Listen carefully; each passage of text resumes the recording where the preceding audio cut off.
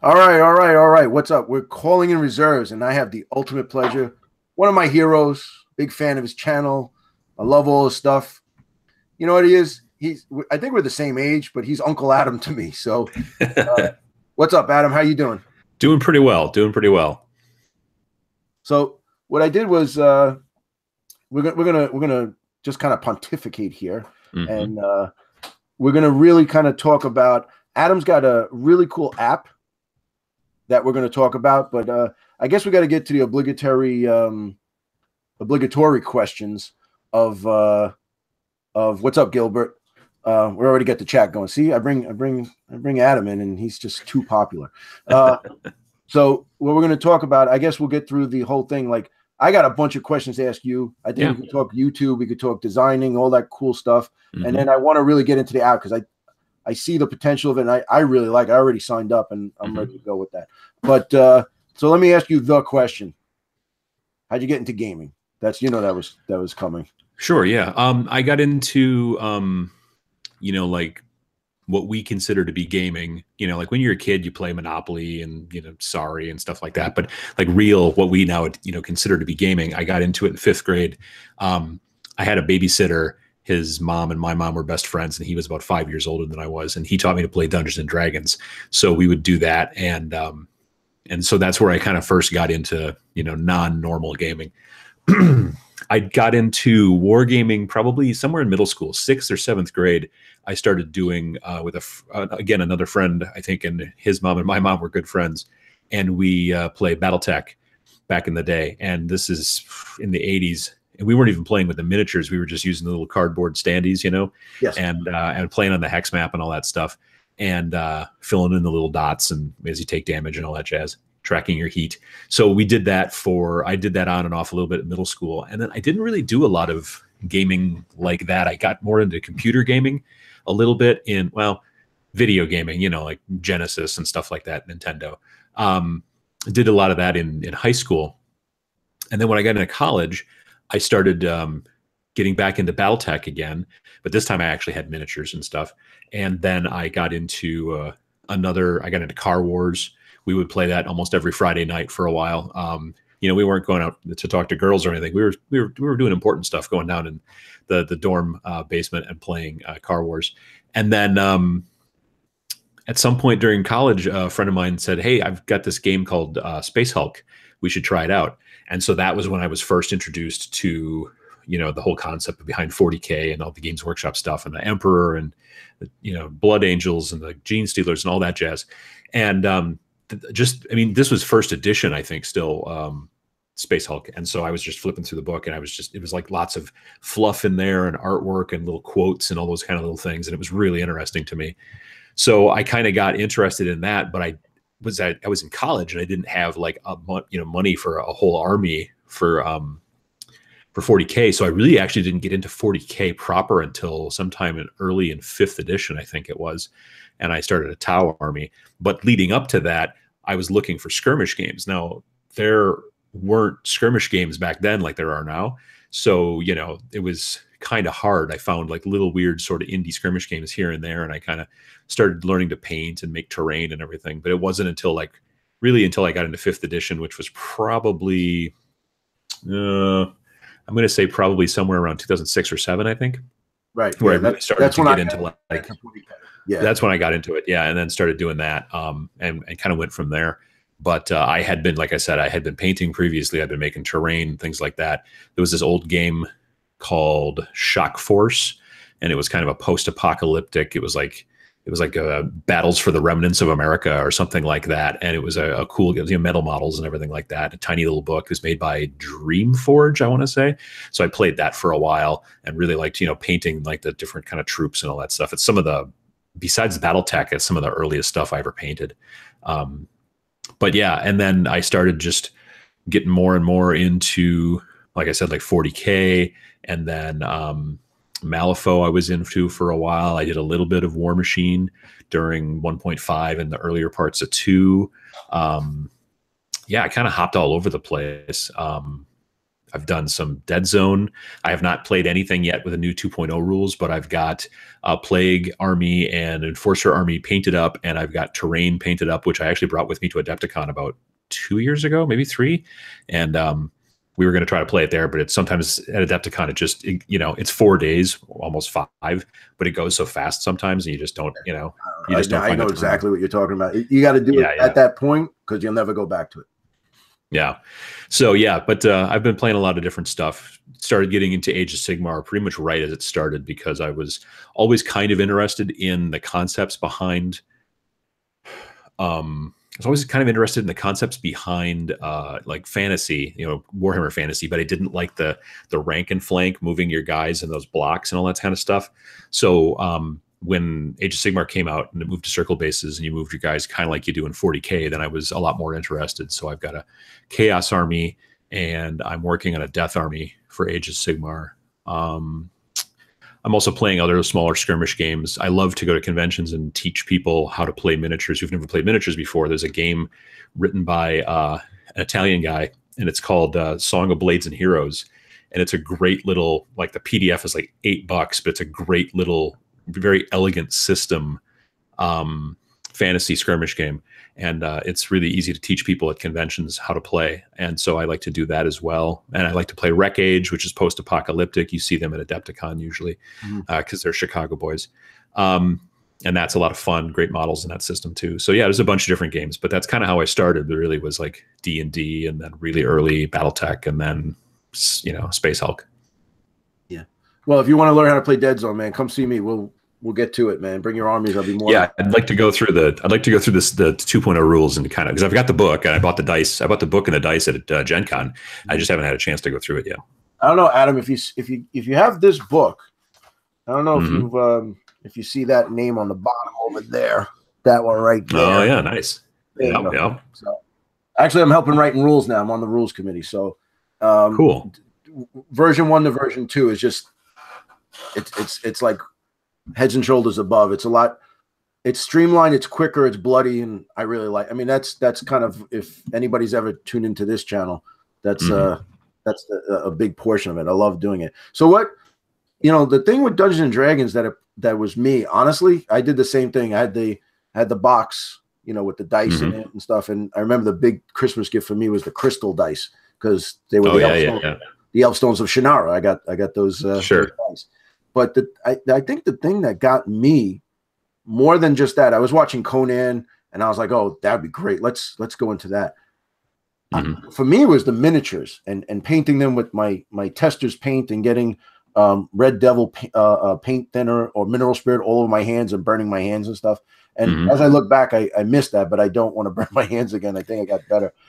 Was that a draw for you, like the miniatures? Because for me, that whole spectacle of the terrain and everything is just the way it is. With Dungeons and Dragons, when I first started playing, you at least the people I played with didn't really do much in the way of miniatures. Once I started getting back into Battletech in college, then it was time to start kind of painting those miniatures. Some of them were plastic, some of them were metal, and I just dug through a drawer until I found the old square bottle testers enamels that I used to use on airplanes and cars when I was a kid, because I used to build airplanes and cars, mostly airplanes. And so I tried using those on the models, not even knowing about acrylics really. And they looked kind of, they weren't great. They were pretty much trash. But it was definitely, at first I was like, I really like doing this part. And then, like I said, I started looking for other small skirmish games back in the time when there really wasn't a lot of skirmish games. So, yeah. So, I mean, nowadays, if I'd be starting, there's so many different games that you can get into for such a relatively, low barrier to entry that I don't know, it works out really great. So, yeah, but for me, it's still to this day, the painting and the hobby in general is much more important to me than the actual playing. Like, I don't play in tournaments mainly because I'm generally kind of bad at playing, but I also I don't know, I like to have a lot more fun. And different people have fun different ways, don't get me wrong, but when I walk around during the big like 40K championship at Adepticon, I see a lot of morose faces, and I just see, because they're very serious, because they all want to win and I want to have more fun. So Yeah, that's just the way I do it. So that's why I like to play casual, fun games as opposed to like, more tournament related stuff. And what about painting? Are you still into, I know because I watch the channel. Sometimes you have the pro painters show up and do stuff like that. Are you still painting your own stuff, or? Oh yeah.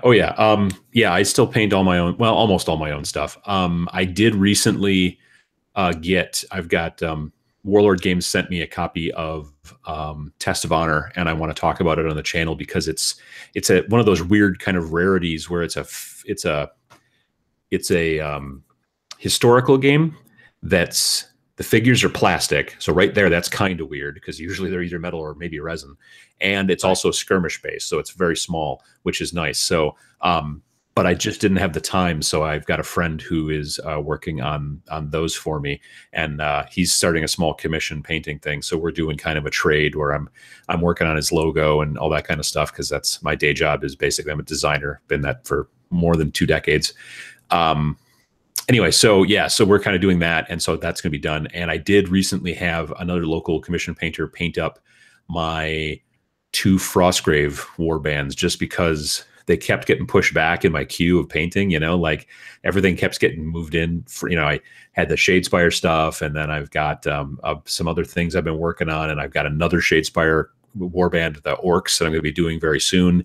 And I've just got all these different projects, and the Frostgrave guys, because they were already built and I could technically play with them, but they weren't painted, I kept pushing it off.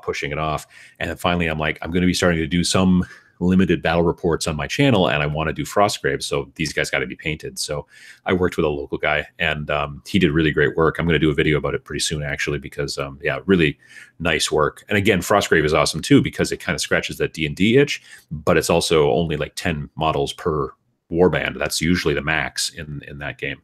So you're not going through a whole bunch of stuff. So yeah, definitely.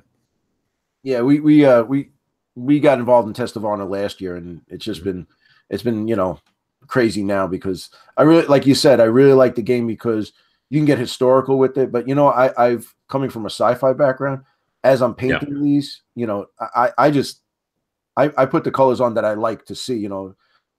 When you paint an ultramarine army, everybody's blue and like that, and you can go outlandish colors and color schemes. And they're like, well, that the Satsuma clan's Bogu wasn't red; they were actually green and stuff. And I'm like, yeah, but I'm just painting because I like the way it looks this way. So, but it is a good game. I do like it. I do like it a lot. Mm-hmm.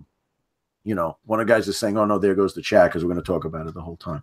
So let's transition into your YouTube channel. Now, here's the thing: your channel drives me crazy, and I'll tell you why. All right, I'm gonna kiss your butt a little bit here. Not a problem. You go. You always start off with you kind of foreshadow what's going to happen. Then your logo comes in, and then and also all your stuff looks good. But then now when you reveal that you're a graphic designer and a graphic artist, all your stuff always looks like top notch. It's always good for that. But thanks. So like one of my favorite videos, one of your recent ones, is the how to take pictures. So use the sunlight and like how to use your cell phone to take still a decent looking picture of a model. Yeah. Right. Don't use your flash and stuff. So he goes, you'll say, hey, in this video, I'm going to show you how to take pictures with your cell phone. And I was like, yeah, I don't really care. And then I watched the whole thing. I'm like, oh, wow. You know what, Adam, it's like, he's talking about something basic, but I have to know what you're going to say. And I don't know why it is, but I have to tune in and I have to watch. And you know what? And there was one time I remember where you weren't around, but you're like, I said, I'm going to put up a video every Friday. So I'm just kind of putting this one up and make sure that I have it up. So I love your channel. I've been watching you since I remember I got introduced to you through Beast of War all those years ago. And then I found out you had a channel. I thought you were a Beast of War dude. Then found out that you weren't. You were working with them, and now you have your own channel. So I've been a fan, like, I don't know, forever. And then we got hooked up. Yeah, I started with Beast of War in 2010, and I was just basically the U.S. correspondent with them until about 2013 or so. So that was a while ago. And then when did you start your the Tabletop Minion channel? That's about That was March of 2013. So actually, in another week or so, I'm coming up on my 5-year anniversary of starting the channel. Nice, nice. And Yeah. you got a few subscribers. You're doing pretty well. You know, and then I catch your live show on Sundays. It's like 300 people are hanging out. So it's awesome, man. It really is. So Yeah, it's honestly the big thing about it that I've found is consistency is really key. The first 2.5 years that I started the channel, I was putting out a video like every 2 weeks, and then maybe it was 3 weeks, and then maybe it was 5 weeks in between, and then it was a week, and it was all over the board. And I started reading more about, you know, how to grow the channel and that kind of stuff. And I started finding more and more people talking about consistency. So sometime around September, just after I hit 10,000 subscribers, so it took me 2.5 years to hit 10,000 subscribers. Right after that, I decided to start putting up a video every Friday. And I haven't missed one since. So it's been 2.5 years basically that I've been doing it. So once I started putting the video up every Friday, it took me 9 months to get from 10,000 to 20,000. And it took me 6 months to get from 20 to 30, and then 5 months to get from 30 to 40. And now it's about another 10,000 every 4 months or so. It's been kind of sticking at that, right at that level. You know, nobody has infinite growth, especially in our industry, you know, because like the biggest in our industry is Tabletop Minions, and they're, I think, still less than 280,000 subscribers, which in video gaming is still quite small. You know, I mean, so, you know, when you're talking about the whole, you know, of YouTube, like, you know, whoever's the biggest on YouTube is somewhere around 55 or 57 million, you know, so they're the biggest. Certainly, Mini Wargaming is the biggest within our industry, but our industry is pretty tiny in comparison to the rest of the world. So, yeah, it's just been, I found it's been consistency. I've found it's been, you know, making sure. One of the biggest things I do is you know, I've got my cell phone on me pretty much most of the time. Anytime I have even the slightest idea for an episode, I immediately punch it into my phone, because then, you know, my memory's not great. It's pretty lousy actually, but it allows me to then to go through and kind of look at my list and go, oh yeah, I should make that video, or well, tonight would be a good one for this, or I've got the parts where I could put this together and talk about that. And so it's just the reason I'm able to come up sometimes with that type of stuff is just because anytime I have the thought, I immediately put it in my phone. Every once in a while I have a thought in the shower, and then I have to try really hard to remember it until I get out and can punch it into my phone. But I think I need like one of those underwater like scuba boards that they write on, you know, with the little marker. I should get one of those in the shower. yeah, you get like the wax pen or whatever. Yeah. So what do you think? I mean, I know I've been commenting. I've been a fan of yours for a long time. Mm-hmm. What do you think is makes your channel so successful? Because I know what I like about it, but like, you know, like what is your driving factor? Like what do you do to make your channel better? Like as far as a YouTuber, I'm a YouTuber. I have 1% of what you have. I mean, and you know, I know, and what I love about you is you're just a regular guy. And I said, oh, I want to do the interview with you. And then 5 seconds later, you're like, yeah, let's do it. Sure. So Yeah. I really do appreciate that. You don't know. And it really does to me. Like it speaks volumes, you know, you're just a regular guy and, you know, just want to hang out. And I appreciate that. But yeah, no, absolutely. I love your channel. What do you do? What do you think separates it, or what makes it so better? Because you have this incredible growth over these few years. That's been, and it's like, wow, look at it, everything you said, the bumps. I've been there because I was one of the early subscribers when you started. And I said, wow, look at this. Oh, wow, look at this. And then I saw the more and more, everything you just said, I've been there with you. But what is it that makes it different? Because I want to recreate that growth. Not envious, but I'm like, you know, I'd love to make content like you. And you know, maybe I'm a little envious, but that's just me. But you know, you know what I mean? But like the YouTube superstar that you are, how did that happen? And like I said, you're just a regular guy doing this thing, and people seem to dig it. Yeah, well, I think that I mean, part of it, the reason I started, honestly, I wanted to start my own thing is because I wanted to frankly, I wanted to teach myself video production. So I went to school for design, you know, like, you know, graphic design and stuff like that. But I also went to school for photography. And so I've always been a camera guy, kind of a camera nerd to some degree. I worked at a camera store most of the time that I was in college. And so the concept basically of like, I wanted to learn filmmaking, for lack of a better term, you know, that kind of thing, how to make videos. You know, when you're a kid, you're in art class, your professor or your teacher gives you some paper and gives you some crayons and says, draw a picture. And a lot of kids are like, I don't know what to draw. And the other kids who are already started drawing, they're drawing dinosaurs because they're really into dinosaurs, or race cars because they're really into race cars, or whatever. So my thought process was like, I need to make a video, or I need to make videos about my hobby, because then that will kind of spur me to do it, go forward. So that's why I started the channels, because I wanted to start doing, I wanted to learn more about video production, but I also wanted to do stuff about the tabletop hobby, mainly, again, more the painting and the building, as opposed to the gaming, because like I said, I'm not very tactically sound. What happened is that I've always been interested in learning. Like, I'm constantly trying to learn new stuff. I don't really watch television so much anymore. I generally watch YouTube, and then I'm watching other channels about photography, other channels about filmmaking, other channels about graphic design. And like, I'm always trying to like that's the thing that I love so much about YouTube, as opposed to just like, here's a show where there's some people trying to be funny or whatever. Here's more about this person talking about this thing or this technique or this whatever. And so I was constantly doing research and trying to learn how to make the sound better, how to make the lighting better. It's like, I'm doing these seminars at Adepticon this year about YouTube. And it's not about like, well, if you use this camera, you'll be fine. There's a lot of different things and all that kind of stuff. So I put extra care generally, and I hope to do that into the actual production value and the editing and all that kind of stuff. And then I don't know, I think maybe it's also partially just that the information that I'm trying to give people, the channel sort of morphed over the first couple of years. And now it's a lot more about how to kind of inspire new players, how to get new players into the hobby. Our hobby is daunting to a lot of people. You want to play video games, you go to the store, you buy the disc, you come home, you throw it in your PlayStation, and you start playing. With us, you got to clip all this stuff off the little sprues, and you got to sand it and glue it, and then you got to prime it. And there's all these steps. And a lot of people are like, I don't think I can do that. I've never done any art before.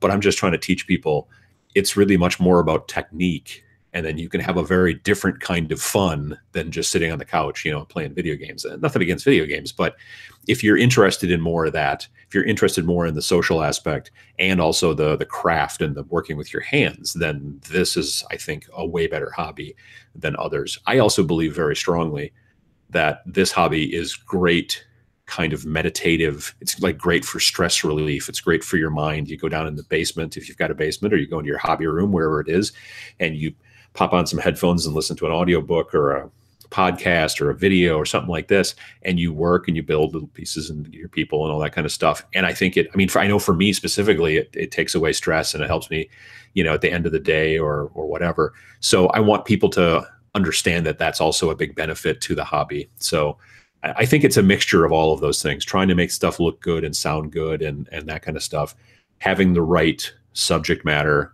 There's a lot of channels out there that do like a lot of battle reports, and battle reports are popular, but I've been finding that much of my kind of, what am I trying to say? Like my, inspirational almost, or motivational type videos get pretty good views, and people are interested in that, because if you talk about how to paint goblins, a person who has no goblins in their army is not super interested to learn about that. But if you do something and you talk about how to stay motivated to paint, that's a problem kind of everybody has. So more people are likely to generally watch it, or whatever. So there's a difference between spreading too wide of a net.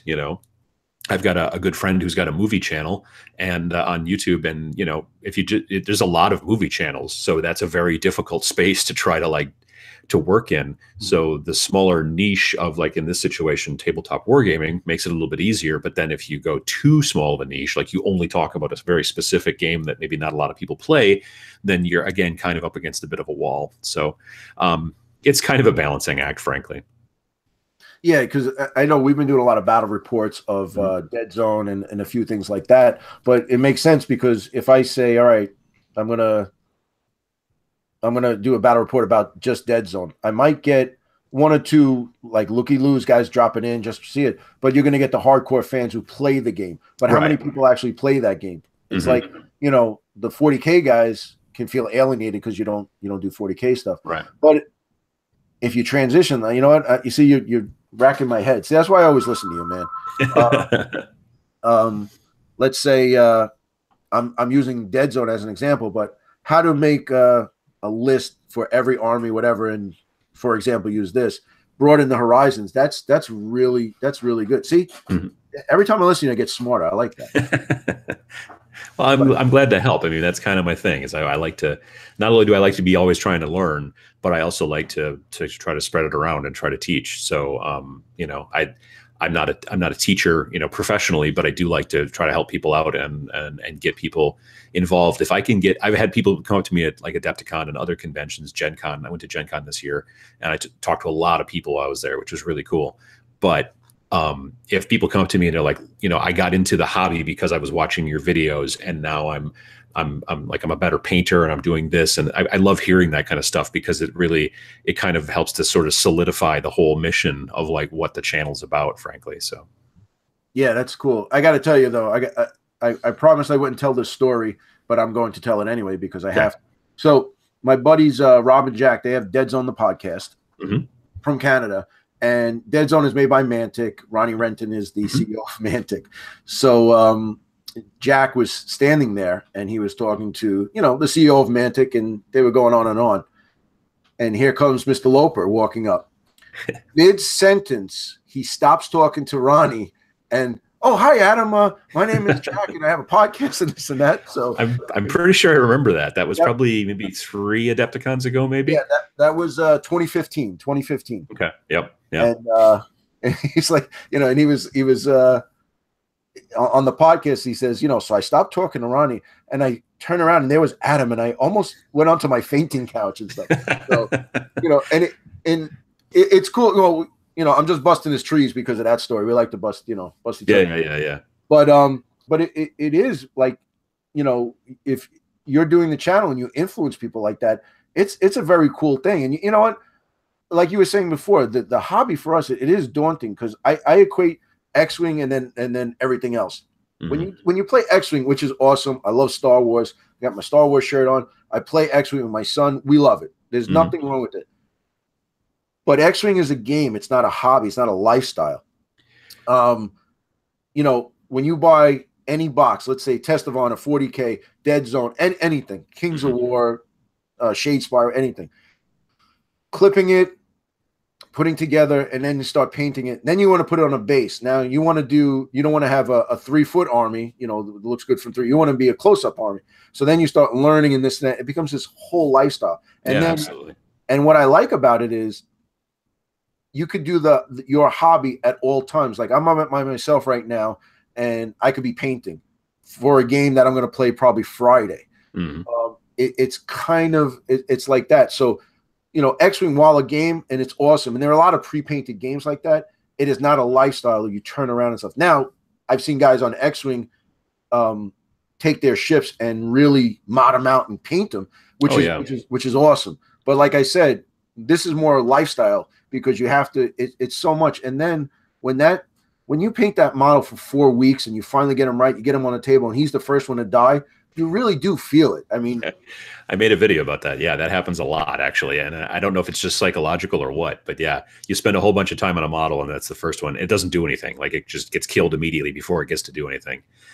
Yeah, I know what you mean. I mean, like, X-Wing, I think, is a really great gateway game, because I've seen people who started with X-Wing, it's their first ever kind of war game, and then they moved to, say, like Imperial Salt, and then they wanted to start painting their Imperial Salt, and then now they've got an Age of Sigmar army, you know. Or there's another guy, a Magic player at our local shop, who started with X-Wing, and now he's got an Orc army, you know. So I mean, it does bring some people in that direction, but part of its popularity, besides the Star Wars license and all that, is also the fact that it is pre-painted, so you don't have to be doing that. But it does still give you that sort of taste for that type of gaming, and I think it does. There's plenty of people who don't go any further than that, but there's some people that do. And I think that's kind of really helpful overall for the whole industry. And it also introduces you to the Codex deck creep, where you have to buy more shit, buy more cards and stuff. So, you know, it's hard to, like I said before, I'm helping write the rules for Dead Zone, and we're really trying to avoid the creep, but it's hard. It's hard. And, you know, I had a, the businesses want to make money, you know. So if they put things out there and you get your army built, you know, and this happens especially in any kind of game like Magic or like any of those where it's like you're buying the package, that first army, you buy it and you start winning and you're having a good time. And a new army comes out, if you're interested in winning, if that new army is just as powerful as the one you got, why would you switch unless maybe you really like the looks of it or something like that? But for the people who want to win, that creep thing can be a real draw, and that helps to spur sales. And so, yeah, it's kind of, when I used to play the old Star Wars miniatures game from Wizards of the Coast that were pre-painted like 28mm figures, I bought a bunch of the original like kind of Clone Wars. Like I had a big droid army, and then then they kept making wave after wave after wave, and I just never really upgraded. So I would get kicked around a lot when we would play at the shop, but I didn't care because I just didn't want to keep chasing that thing. So you see it a lot more obviously in the randomly packed stuff, and you don't see it maybe as much with regular codexes in games like that. But yeah, there is a part of it there.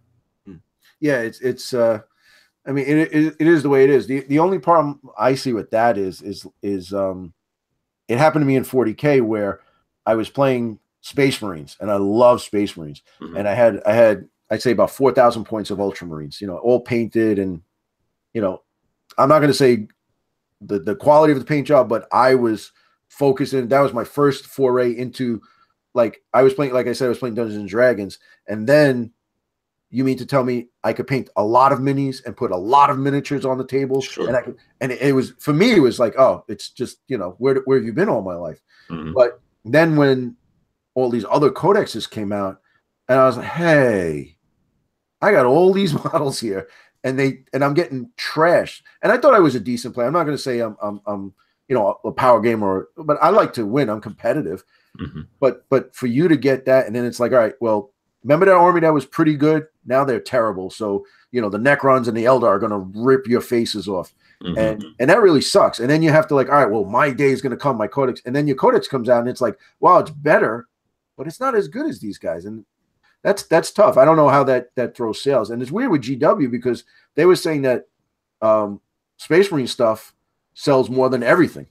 Like, it's weird. From what I can tell, yeah, that does seem to be the case. And I don't know if it's just because they're kind of the iconic sort of faction within that game, or if it's just because, I think it's maybe really honestly more that, because you're right, there are other armies that are seen as being more powerful and stuff, even in the current like meta, like in 8th edition. 8th edition has done a lot of things to fix 40K. But there are still, a lot of people, and I don't really pay a ton of attention because, again, I'm not a competitive player, but I know I'm hearing a lot of people saying that there's certain Eldar builds that are just very, very, very, very overpowered. And, if you went and looked at the Las Vegas Open, the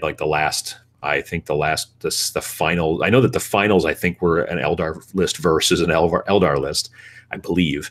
But there was a lot of Eldar, and that's just kind of the way it works.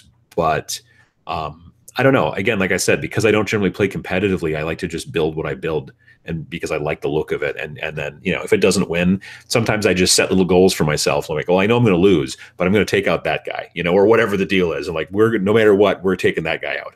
And that's, that's why I think the game should be fun. So that's why I kind of do it that way. Yeah. It like you said, it should be. Like, I remember when Centurions came out, and everybody was like, oh, it's I heard you like Space Marines. I looked at them and I was like, oh my God, those are awesome. And I was the first one to buy them, and I built them up, and I was the first one using them. And everybody's like, oh, they look stupid. And then all of a sudden, well, they're not bad. Oh, well, they're pretty good. Oh, and then all of a sudden now everybody's like, well, I'm taking 15 Centurions.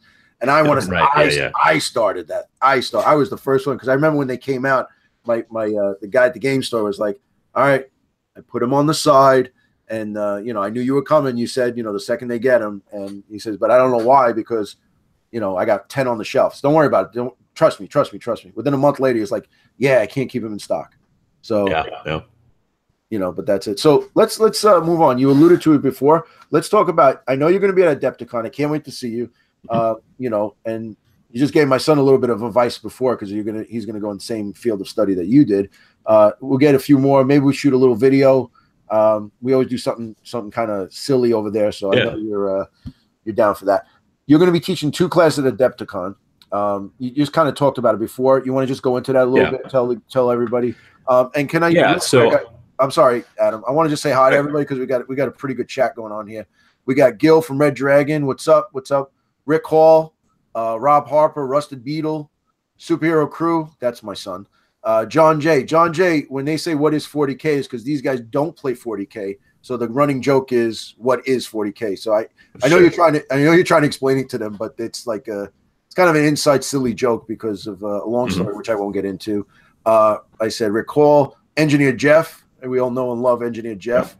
Who else? Tyler from Dreadpad Zone, who is also my podcast partner. And I got 255. He's been on our Discord a lot. What's up, brother? So, you know, they're all here. There's a whole thing going on. Rick said that he loves your video on wet pallets, and he's been using it ever since. So yeah, wet pallets. Yeah, that's a good thing. Yeah. So I mean, I would suggest going because you're the one who made me start using it too. So right after what I like about it, I mean, get this, put this on, put a little bit of water. This is why you do it. And I was like, oh, it's so easy. You said BattleTech. Rob Harper has got got all excited when you said BattleTech. Who else? Oh, and Rob is Jack's partner, so he's like he can't wait to play the playback of this that you actually remembered him when you met him at Adepticon. So, oh, sure, yeah. We got some good stuff here. So we're going to talk a little bit more, and then maybe we'll hit these guys up with some questions. So I'm sorry to cut you off, Adam, but go ahead. You were saying you got two cool classes at Adepticon. Classes, yeah. I taught. I actually taught them 2 years ago to Adepticon as well, and I also taught them just this past month at LVO. So they're both about YouTube.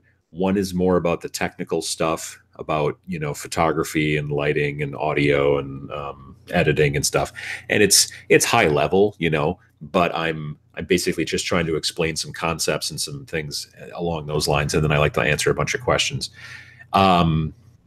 The second class is more along about content, like what kind of videos are you making, also like your branding, like knowing, like making sure you pick a good name for your channel off the bat so that you don't come back later and go, geez, I wish I, like it's one of those deals where there's sometimes people will pick a name that's very specific to a specific game, and then 3 years later their channel has grown and they've moved to other things as well, but they're still sort of stuck with this name.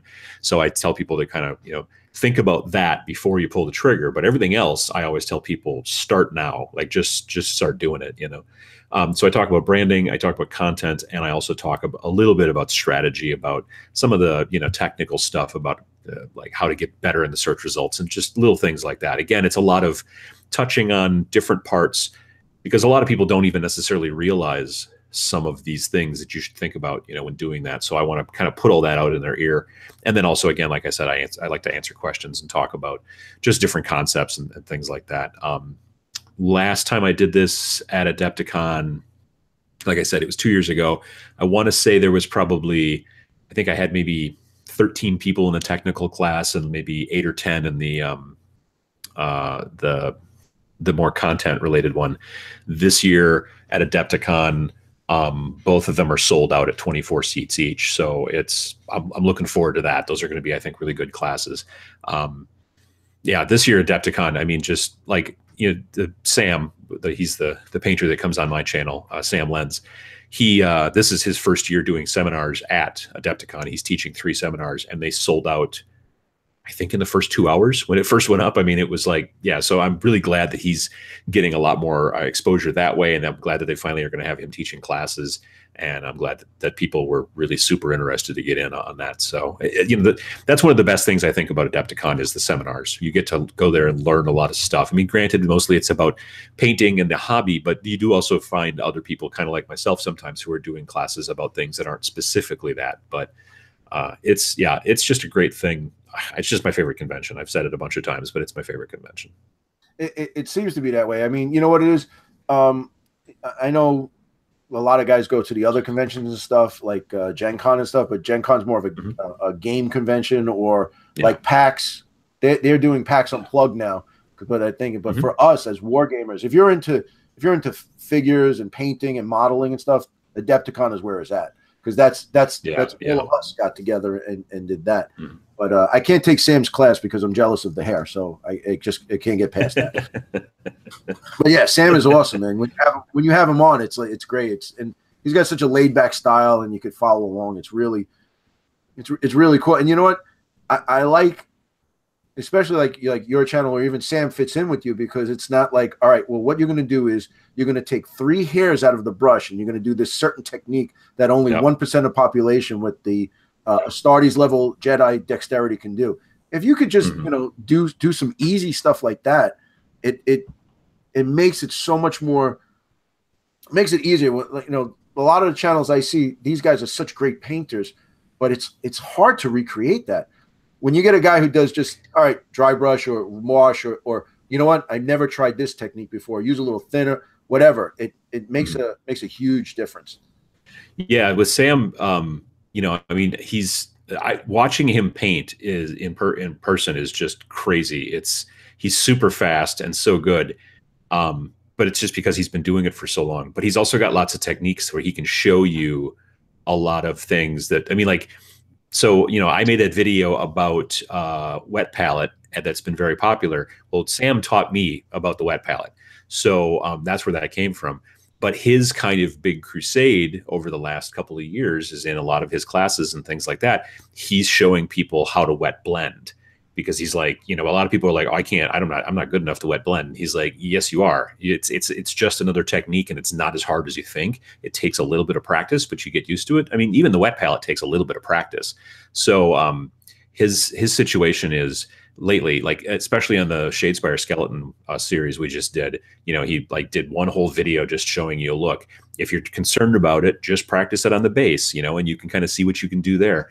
And I've been seeing more and more people in the Tabletop Minions Paint Showcase Club on Facebook who've been posting things that have been, you know, like, hey, this is my first wet blending, or this is like, you know, this is my most recent wet blending. I'm getting better, and that kind of stuff.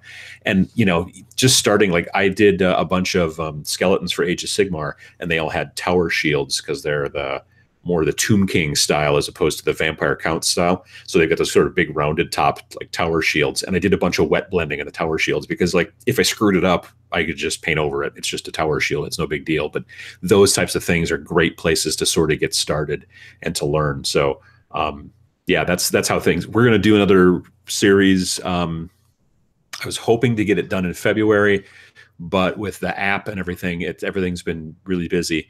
We're probably going to do our next videos actually at my new studio space after Adepticon, most likely, because we've got a lot of just the time it's been rough, but we're going to definitely do more videos, and then having him at the new studio will be a little bit easier technologically on my end, and so he can bring his stuff and set up, and we'll just go.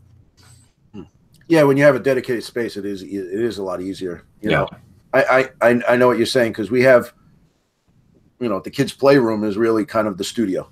And when I you know, bought the new house, I told my wife, I just need a spot, just the spot, because in the old days we had a smaller house and I had a snack table, and I'd set myself up. And by the time I set myself up, I painted, and like, oh wait, I gotta break it down. So it makes a big deal when you could just walk in and, all right, let's get to work. You know, it's like when you show up to work. When you show up to work, your work is there. You know, your place of business is there. All right, so we got the question. So I'm gonna go to the iPad. All right, let me do it right here. All right, so if you see, all right, I got no dirty stuff on here. You come here. Adam, can we see that? Is it good? Yep. And once again, Adam designs this. It's a cool little the GF. It's Game 4. You click that, and it's connecting tabletop gamers, or connecting gamers. Then you go into the menu. I got to tell you, man, everything looks really cool. So I was saying before we started, I put in my information, and there's a game store that opened about 2 months ago, and it's already on here. So if I want to do an event or something, it's on here. But you know what? I'm not doing it justice. So Adam, you want to get to it, and because it's a really cool concept. I don't want to screw it up for you. Oh yeah, no problem. So yeah, the company that I work for, I started working there in July of 2016. Before I got there, they had come up with an idea for a game because we're a small company. There's about 6 of us, but we're all tabletop gamers.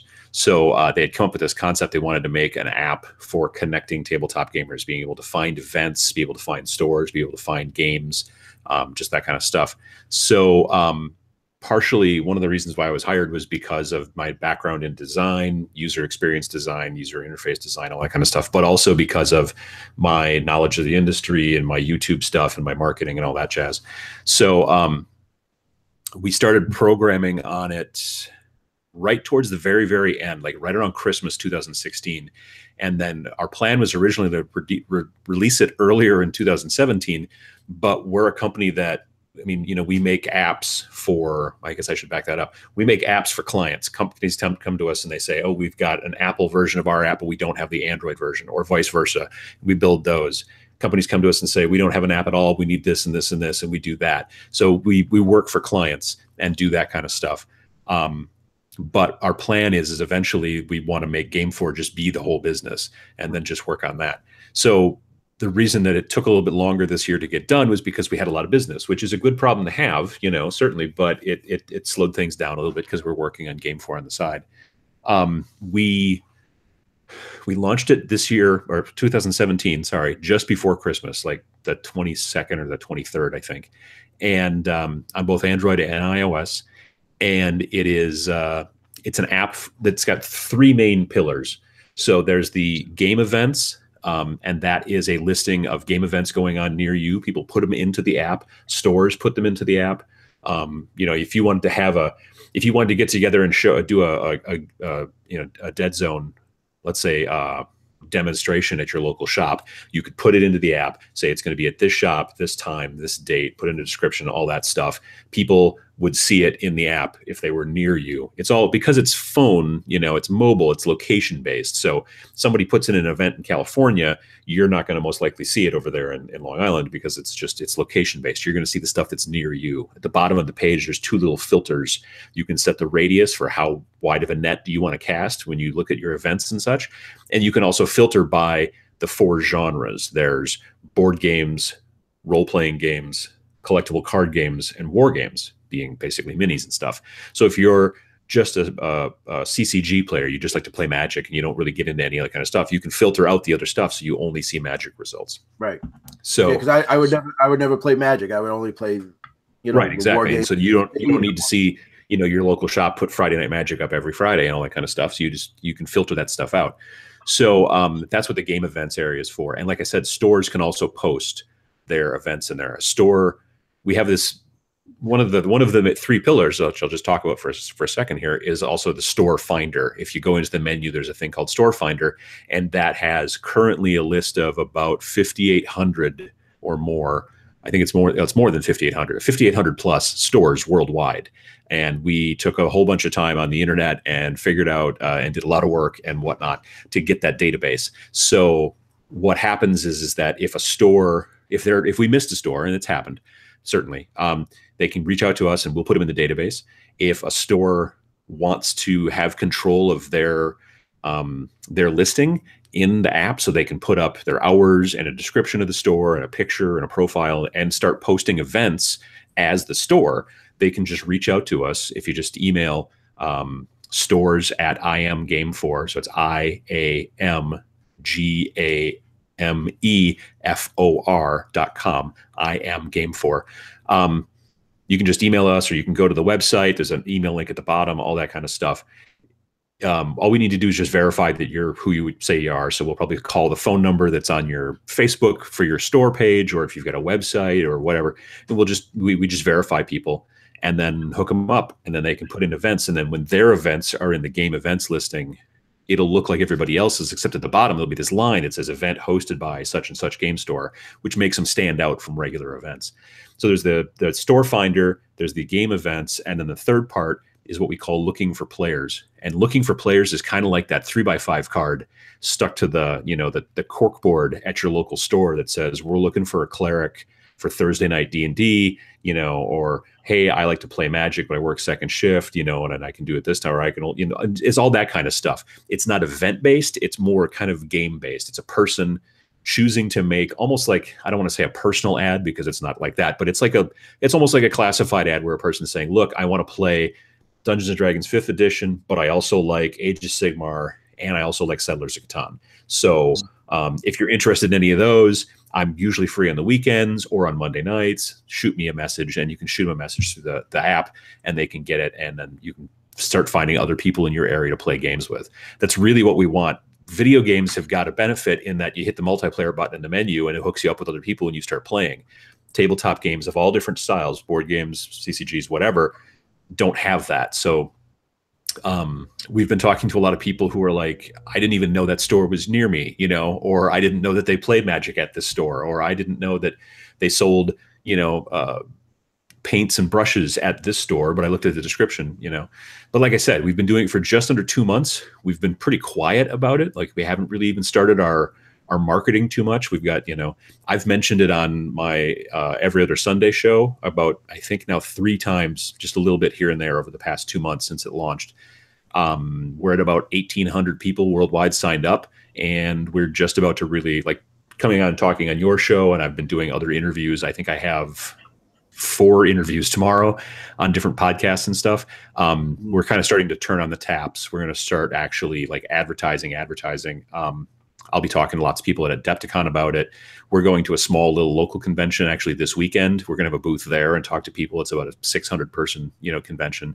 And we're going to the Game Manufacturers Association trade show in Reno, Nevada, which is coming up on the, I think it's the 12th to the 16th of March. So just before Adepticon. And we'll be talking to 750 stores or whatever at that convention, because that's, I mean, all the booths are basically game manufacturers, distributors, and other people who service the stores, and the people walking the aisles are just store owners. So we're going to get, I think, a lot of good kind of traction out of that. If any of your viewers or listeners or whatever want to go talk to their local store, tell them about the app, show it to them, if they get them signed up. The big thing that we're finding with stores right now is that Facebook's not really serving stores really very well at all anymore. You know, let's say maybe your store's got 1,000 likes and you post a new event, you're lucky if 100 people see it. You know, Facebook will be like, we'll show it to more people if you pay us. And we don't do that with Game 4. It's if the filter's set right for that particular user, if you're within their range and it's the type of game that they want to see, we guarantee they'll be able to see it. You know, there's no algorithm that says, well, you know, maybe. We're kind of not doing that. So yeah, that's pretty much it. We've got some there's, you know, we need to find a way to pay the bills and everything like that. So we're gonna be adding some advertising into it soon, which if you want to support as a user, if you want to support the app, you'll be able to pay. That will make the advertising go away. Plus you'll get a bunch of other benefits as well. But otherwise the app is free for people to use. It's free for stores to use. Stores, again, can also support us as well. But again, it's just getting extra stuff. It's not like if you want to post things for your store, you have to pay. That's a free thing that we're doing. But if you want your stuff to stand out even more than other stores, and if you want to have access to analytics about the Game 4 users within, you know, range of your store and find out information, that'll be an extra thing. So we're kind of spinning all this up. And like I said, today's what, the 20th? So yeah, I think in another 2 days we'll hit our second, month anniversary. So we're patient and we understand it's going to take some time, but we really want it to be something that everybody can get some use out of. Yeah, and you know, I like that you're saying it's free, but if you're going to pay, you're going to get a lot of added value to it, like the analytics and stuff. That really makes a big difference, you know. Or if you don't want, you just use it. In the chat here, we got installing now, doing now, and my buddy Rick Hall, he's a Pathfinder for Mantic up in Michigan. And he's got an April tournament. He already just put it on. He says, posted it for the April tournament for Dead Zone. Love it. So nice. You know, yeah, already we're finding stores that are reaching out to us and are signing up so that they can put their own events in. The benefit to stores, even at the free tier, is they have the ability, like, you don't have to put in Friday Night Magic every Friday. You can put it in once and then it will go for 3 months. And then, at the end of 3 months, you'll have to do it again, but it saves you time as a store. Whereas a general user, isn't probably going to have necessarily a repeating event. They're going to do a tournament, they're going to do a demonstration, they're going to get together for maybe Thursday night game night or whatever. But if they do want to do repeating events, that'll be also something that the supporter level of a user will have access to. We're also right now, we're working on functionality for groups and clubs, and that in theory should be launched before we get to Gamma in mid-March. And that will allow, because over in the UK, clubs is a big deal, especially for war gamers. Like that's what you don't go to the shop really to play, because a lot of times the shops don't have very much space. You go to a club, you pay dues, they rent a whatever, and that's where you have certain nights where you go and you play. So yeah, definitely the clubs and groups thing is going to be a big deal, and we're going to be launching that. Like I said, should be launched hopefully by mid-March, and that'll be just more functionality for the users in the app. Oh, that's cool. I like what you were saying before, that it's not like a singles thing, or like you were trying to allude that it's not that. Right. But like I know myself, I'm very outgoing. So if it's like, hey, I play this game, and I usually, like, people like, well, what are you into? I was, I paint these and that. Oh, tell me about it. And I'm always like, all right, how deep do you want me to go into this? Because I could just I paint this and I play this game, or I could really get into it. But if someone's not outgoing, like say you just got a guy who's, I watch videos and I love, and I'm kind of on my own. I'm on an island, and you put this out there and you say, I mean, I might not even know. You were just telling me before about the Adepticon guys and guys in Chicago that have never heard of Adepticon. It's 40K guys. So I might have a guy 3 blocks away from me who's got more. He's into Dead Zone more than me, or 40K. You never know. It's kind of like ships passing in the night. Right, and you would never know. I mean, I was talking with a guy last night, and they asked him. He's like, "What is the paint that you have on your fingers?" And he goes, "Oh, well, I paint stuff." And he goes, "Oh, do you paint minis?" And they started up a conversation. So this is a way. This is the society we live in now. Everything is online, or everything is mobile. I think it's great. I was waiting to you. I was going to ask you. You said 3 tiers, and of course I lose focus, but you're on the 2nd tier. But you said this is a way for you to find stuff. I'm saying for me to post an event, I'm going to be doing this demo, or I'm going to be, hey, listen, I'm looking to do a tournament, but we want to start I want to start a group up of guys playing Dead Zone. I want to play, guys playing Test of Honor. Mm-hmm. We're going to be here, and it's almost like you said, that personal ad out there saying, hey, we're going to be doing this. Come join the club. I like it, man. I think it's great. I think everybody on the chat is already going. We got one already putting his thing up there, his event up there. It's really, I like this. It's a simple concept that can really take off. I really do think it's going to go somewhere. And there have been other people who've kind of tried to do apps like this in the past. That we did when we were doing research. We were kind of looking to see other people who were looking, at that. And the problem that we kept seeing, frankly, was that every single time they would make an app like this, the general outcome would be you'd punch in all your information and get a startup profile or whatever, and they'd be like, oh, okay, cool. Well, here's 12 people who are also gamers on this app who live near you. Why don't you make some friends? Mm-hmm. And you've said you're outgoing, but a lot of tabletop gamers can be kind of introverted. So this whole concept of like, well, here's some people who are also gamers, why don't you make some friends, is not necessarily the best situation. Being able to show, here's an event at a store, and if you're interested, you could go there and learn more about it or play about it. Or, hey, we have a club and we play every Thursday night at this coffee shop, and if you're interested, you can come. That then kind of takes the pressure off the person who's like, well, I don't know if I want to just reach out and say hello to people. I want to kind of go to the event. If you go to a gaming convention, it's not just a big room full of people standing around trying to figure out what to play. There's a program, this game is at 3 o'clock at this table. You go to that table at 3 o'clock because you want to play that game. And now the other people there, they also want to play that game. And now you've got that at least in common, and you're on the same page. So that's why we're making it very event-based. We're also making it very store-centric, because stores, we believe strongly in stores. We think stores are, even though people buy stuff online all the time, stores are still very important, especially in I mean, really in all four genres, but especially in wargaming, because a lot of people play at stores and don't necessarily play at home. Especially in games like Magic, a lot of people play in tournaments and Friday Night Magic and stuff like that. So we believe in stores, but we still also want to have the ability with the looking for players, which is like the third of the three things.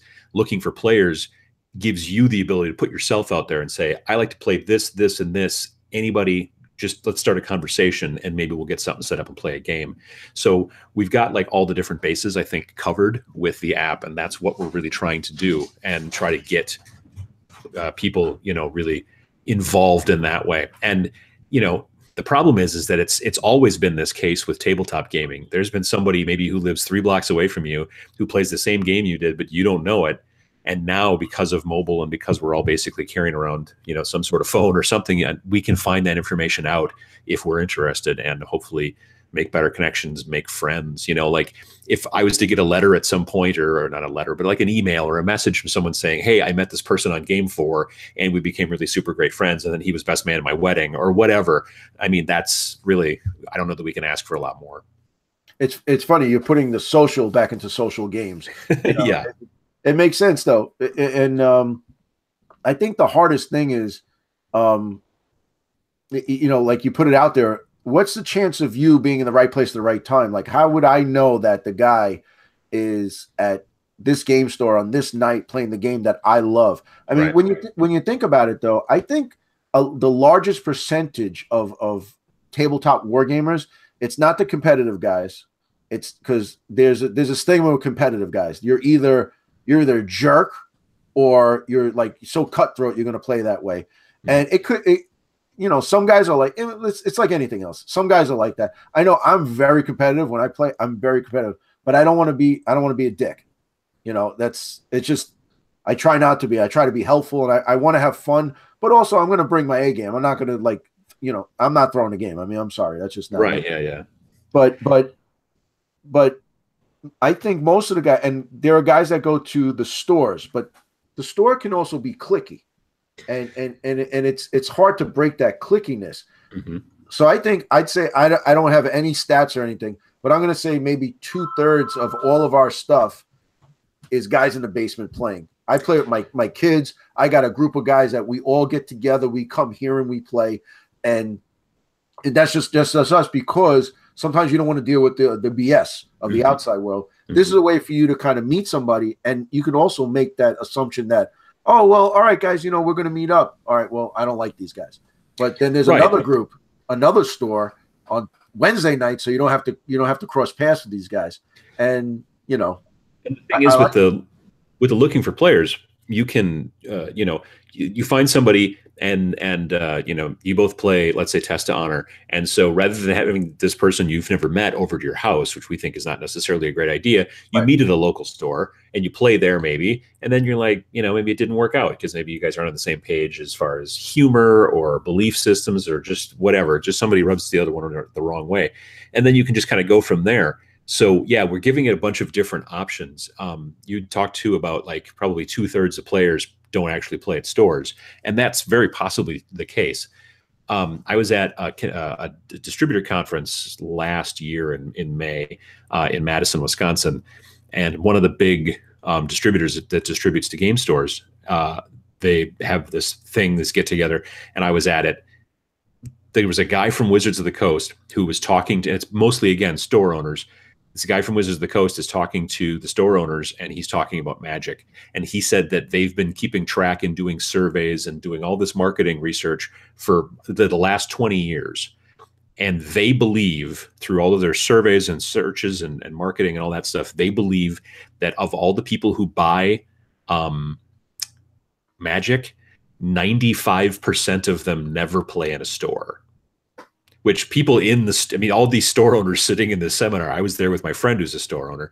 Everybody in the store owner was shocked, frankly. They were like, there was like an audible gasp. And they said, yeah, we're pretty sure from everything we can tell that 95% of the people who probably very possibly come into your store to buy the Magic, then they never come and play an event at your store. They just play at home with their friends or whatever. So that's, you know, we would like to get people into stores, certainly, but there's some people that just aren't going to be interested. But they also may want to grow their group. They may want to grow their player base. And again, maybe none of them end up in stores. Maybe that happens. But if we can at least connect gamers, then we'll see what kind of goes from there. That's really kind of the main crux of the whole app.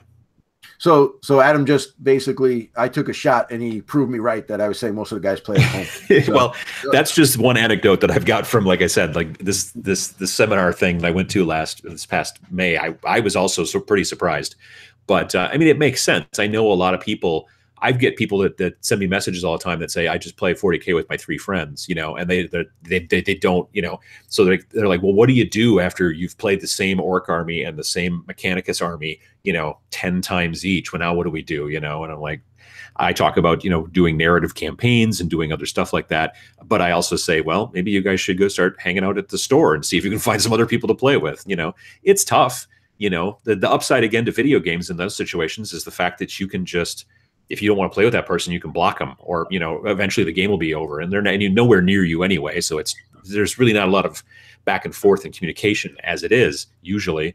But I think there's a big benefit to having people, you know, being able to find each other, especially in, like I said, in our industry, because it's all about face to face. Yeah, you know what it is too. Like I like the fact that you could meet a guy, you know, you meet up at a store and do that, because I have a pretty tight knit gaming group that we do. And we go over each other's houses. But when you come here, no matter what we're playing, you know, any few board games, whatever, first of all, it's very cutthroat. So if you're going to play with us, you know, you're walking to a den of vipers. Sure. But there's also, you know, we have a few adult beverages and we got the kids playing and they go in the pool. Then we barbecue. It's like we do a whole day around it. It's almost like, I mean, I'm a football fan, football coach, but we're tailgating every time we're gaming.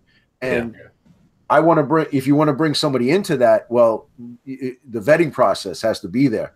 Right. You know?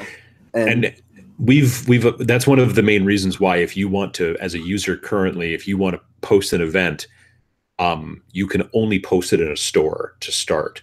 That we were very concerned about security and privacy and stuff like that. We didn't want people right off the bat going to somebody's house. Now with that's a good idea. The looking for players thing, you know, that's kind of, you know, you're having the conversation and you may end up going to someone's house, or you may end up going to a cafe or whatever along those lines. When we do the plan currently is that if you are a supporter user, a person who's paying it's going to be a yearly kind of fee, and it's going to be pretty small. But to help support the app and all that stuff, they will have access to, I want to have an event at a place that's not in our database. So maybe a coffee shop, or maybe it's at a library. I mean, maybe it's at their house, but maybe it's in a park too, who knows? So we're also implementing, when we launch those parts, we're going to be implementing the ability to block people and to report people and that kind of stuff, because we're going to need that extra layer of security. We're very conscious of, you know, we don't want sort of problems that way, and we want to be able to kind of nip that stuff in the bud when necessary. But right now, because we don't have it implemented, we just wanted everybody, just like, if you're going to be getting together, you're going to be having any event, it's got to be at a store because it's a public place, and you know, it's just easier. So yeah, so far all that's been working out really well. We've been getting more stores signed up as verified stores to get them so that they can put in their events. You know, we're seeing people put in, obviously, Friday Night Magic and a lot of the repeating events, but you're also seeing people put in, we're seeing Dungeons and Dragons stuff, a lot of board gaming, obviously, because, like I said, I've mentioned it several times now on my live shows. Currently, a lot of the events are a little bit more wargaming, because a lot of the people who are signed up have heard about it through a wargaming channel. So, but we've been seeing tournaments and demonstrations and things like that. So it's been working out really well. And we've had a lot of traction, strangely, in Poland and Brazil and Germany, like, you know, more than I would kind of expect. Like Germany, I get, like, my top 5 on my YouTube channel is always United States, UK, Canada, Germany, and then I think Australia is the 5th. But Poland and Brazil kind of surprised me. So we've got this TV on the wall in the shop at the office, and we have the YouTube, the Google Analytics on there, so we can see when people kind of come and like log in and stuff like that. And we get this little map and everything, and so it's just interesting sometimes to watch and go, oh wow, it's somebody in Scotland, or that's someone in, you know, like I said, we've been getting references and people contacting us from Poland for to sign up their stores, which has been great. So Well, that's cool. We got a really good comment here. John J said, "I met my next ex-wife on Game 4." Well, I mean, I guess that's a possibility, certainly. Yeah. All right. So in the chat, anybody have any questions for Adam? Because I want to take up too much of his time. But any questions? Any questions? Now, rapid fire. Let's go. Lightning round. Yeah. So anything else? I mean, I think you covered everything. It's kind of, I mean, I know I learned a lot about that. I got a bunch of ideas for a YouTube channel. Maybe after this, I'll pick your brain a little bit more. But yeah. No, I mean, like as far as the app, we've got other kind of plans coming down the road. We've been, like I said, we've been working on it, researching it, doing a lot of stuff for quite some time. And so we're definitely looking at where we're going. Even after the groups and clubs thing gets launched in mid-March, we're looking at like the next things down the road after that, the next thing after that. We want to keep it growing. At some point, we may start doing our own content. We might start putting some like links to maybe like some short review articles in the video or in the app, things like that, because we want people to not only just come back to look for other events, but maybe they're going to come back and look at other information, news, reviews. I'm not sure yet, but we're talking about kind of going that direction as well. And I've got a background, obviously, in video and that kind of stuff, so we can do that. We've got 3 of the 6 of us. 3 of us are playing RPGs right now. 2 of us are playing wargaming. 2 of us are doing board games, and actually 3 of us right now are kicking around the idea of starting a little bit of EDH, otherwise known as Commander. So it's it's Magic, but you only got that deck of 100, and you can't have any duplicates and all that kind of stuff. And we're kind of, because I used to play way back in the old days in the 90s a little bit, and some of the other guys did too. So we're thinking about just trying that, just sometimes like during lunch, just sit there and play a little bit real quick. So yeah, we've, it's by gamers for gamers, which you hear a lot of, obviously, but in this case, it's definitely true. Yeah. And that's only a real gamer will know, because it's like a subculture that needs to, unless you're involved in it, because I know there's 3 types of people. There's the gamers who are into it, like us. Then there's the people on the outside who look at it like, well, that's really cool. That's interesting. Let me see what you painted or what are you into. And then there's the other guys like, this is stupid. Why are you even bothering? Sure. So there was a video from last year's Adepticon, I think, or maybe it was 2 years ago. And it was some guys who came and were staying at the hotel who had nothing to do with the convention. Did you see that at all? It sounds familiar. I think they were like motorcycle guys, not like a motorcycle gang, but they were like on a motorcycle trip. And one of the guys had like a YouTube channel where he talked about motorcycle trips and stuff. And they were walking around through the convention, like at night, looking at all this stuff. And they started off just like, what is going on here? This is really weird. And they were just like, but over the course of the video, like they were asking people questions and people were just saying, explaining stuff and showing them up. And by the end of it, they're like, this is really pretty cool, And so it was interesting to watch the video where they were like, this is crazy and these people are weird, and by the end of the video they were like, well, this is really pretty interesting. It got spread around. A lot of different war gamers were in the comments, like answering questions and stuff like that. It was cool. It's the type of thing that you were just mentioning, where you've got the people who are like, well, that's cool, and the other people who are like, that's weird, and these guys kind of changed their mind during the course of a single video, which was nice to see. Right. Yeah, I've seen a few. They have a few videos of, they went to Adepticon and then they went to some other kind of, they stop somewhere and they do it. That's the channel he does. They, You know what? It's pretty cool. They ride across the country, stop somewhere, like, oh, what the hell is this? And yeah.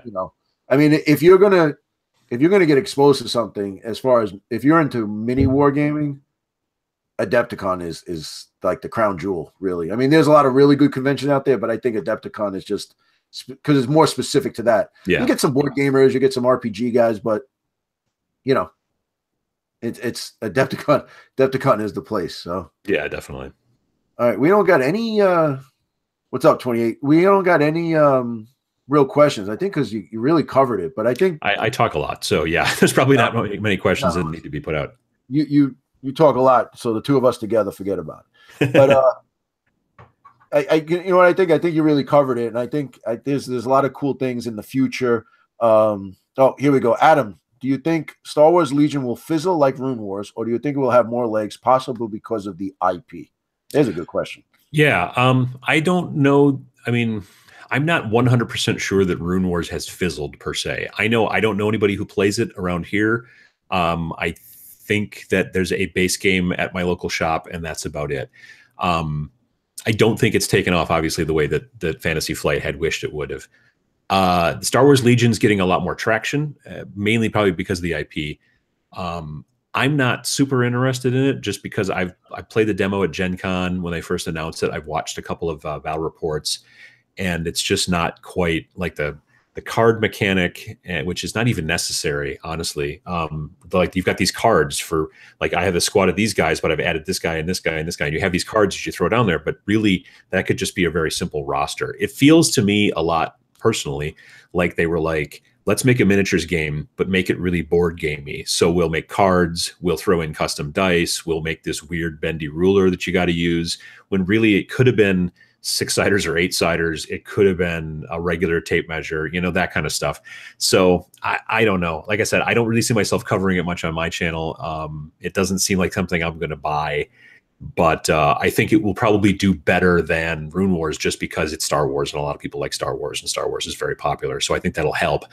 The long run, I don't know. Frankly, I'm not sure. Did you play Rune Wars at all? Get a demo of it? I got a demo of it. I've gotten 2 demos of it. I did not get a demo of it last year at Adepticon, but I did at that distributor conference that I mentioned earlier. I got one there, and I got one someplace else, and I forget where. And so I've tried it twice, and I just don't generally, again, I don't like rank and flank games, where you move your guys in a block. I thought the skeleton models were really super fun for that game. The human models were a little bit less so. I like the skeleton models a lot. Using those dials to kind of control like what each group is doing. Like they basically kind of took that and a bunch of other things from X-Wing, because X-Wing was very popular, but I don't feel like they worked here. And yeah, it didn't make, like, I even got a free copy of it it's part of the swag bag at Adepticon last year. So I have a copy of it, but it wasn't something I really saw myself wanting to play too much after I did a couple of demos, but that's me. Other people seem to enjoy it. I know that we were in one of the earlier events in the Game 4 app, we noticed in the, I want to say, Minnesota area, there was somebody that was running a tournament at a local shop up there. So, I mean, people are playing it someplace, so that's good. When we were playing it, it seemed like, all right, here's a fantasy game, but it's different because we have these mechanics to it. And I didn't like those. Like you said, the dials and stuff, like I went 3 turns and didn't move because of that whole dial. Yeah, no, I like this. The thing is that if you have to choose with your dial ahead of time whether you're going to fight or not.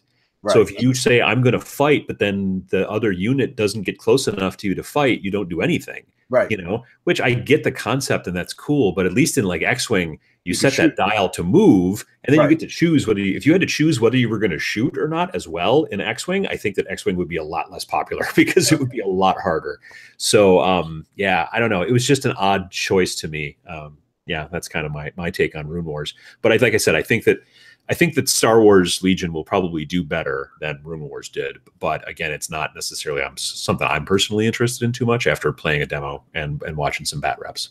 Yeah, the funny, my thing is, I really, I love Star Wars. I'm really looking into it, and we're like, like my son was saying, we should get it, we should do this, and I'm like, let's try it first, because if the game is terrible, we could just buy miniatures. We could buy Star Wars miniatures anywhere. Yeah. But if we're going to play a game, it's got to be a good game. And like you were saying, I've been watching some stuff with the rules. The custom dice doesn't really bother me too much because, X-Wing has custom dice and a few other games. But like you were saying before, Dead Zone version 1 had the cards. That's the first thing we got rid of in Dead Zone because it's a clunky mechanic. It just is. And like, I know Wild West Exodus has brought like a card mechanic back, but I'm not too crazy about that either. I have a bunch of their miniatures. We were playing the first game, but I want to demo the second version because I don't know. It's like, having a card for a model makes sense because then you have the stat there and it's modular. You can be like, I'm going to bring this model, so I have to have this card. And with X-Wing, the card mechanics make sense as well because you're bringing in a pilot card for the ship, and then you have a bunch of upgrade cards too. And the thing is, the upgrade cards can be mixed and matched. Like you might bring in this torpedo and put it on this A-wing as opposed to putting it on this Y-wing or whatever, that kind of stuff. With Legion, you know, you have their card for this is a squad of stormtroopers, but then you have upgrades that only work on stormtroopers because it's a stormtrooper with a special kind of gun or a stormtrooper with a missile launcher. So then you have to lay those cards down as well. But it's not like a game like X-Wing where you could take that card and put it on a different unit of rebel guys or whatever. You know what I mean? So it's just like they could have just made a bigger card and then you could have just tried to remember, oh yeah, and I have one of these guys and one of these guys, and all the stats could have been on one card. But instead they've got all these separate cards. And I was having a conversation with someone just recently that said, I'm very sure that within the first month, someone's going to make a website where you'll just go and say, I have this and this and this, and it'll just print out a list and you can keep all the cards at home. You know what I mean? Right. It's just, there's the cards in that situation seem forced. There's nothing better than a list. It should be an app, honestly. You know, look at War Machine and Malifaux. They've got apps now for all that stuff. There should be an app. Hopefully they're making one. There should be an app for Legion so you can just keep track of it and not have to use the cards. I think the draw too is that the stuff just looks cool.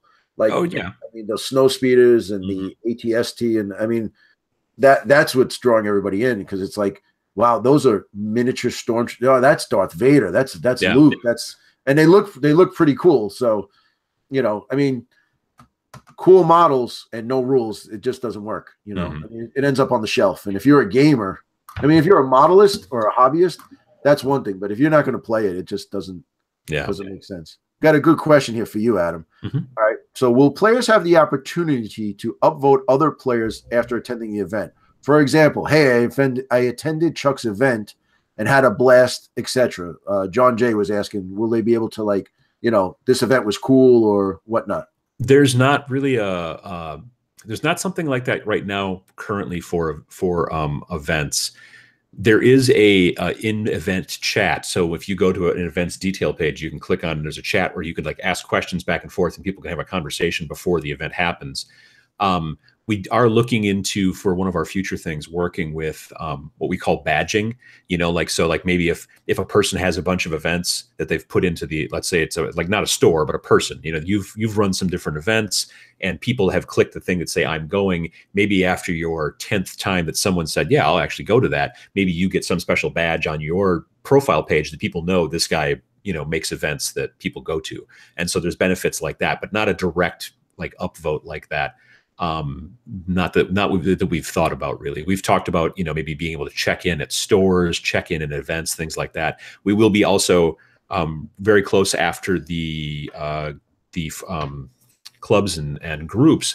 We're going to be looking into doing friends as well, so that when you're looking through a list of events in your area, you can see like maybe a little marker that says, hey, your friend is going to that. And then you'd be like more interested in going because at least you know somebody else that you know is going, that kind of thing. So right now it's because we don't really have the reporting and the blocking and all that kind of stuff, we wanted to make it so that someone can't just go through the app and look for people. It's more about events.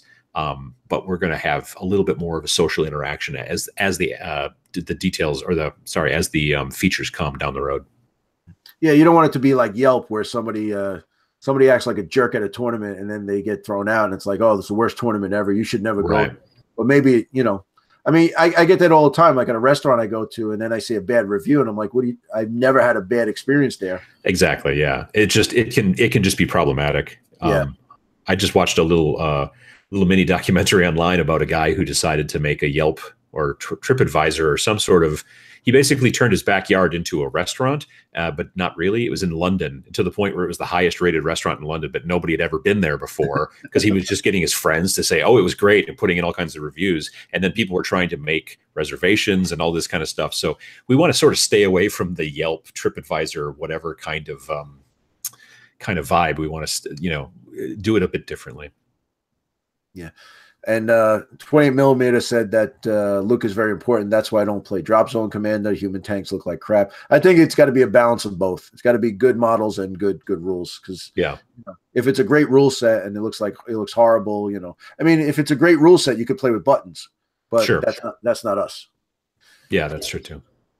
All right, guys. So I think we covered everything, man. You know, we're gonna start getting into each other's birthdays now. But Adam, I got to tell you, it was absolute pleasure.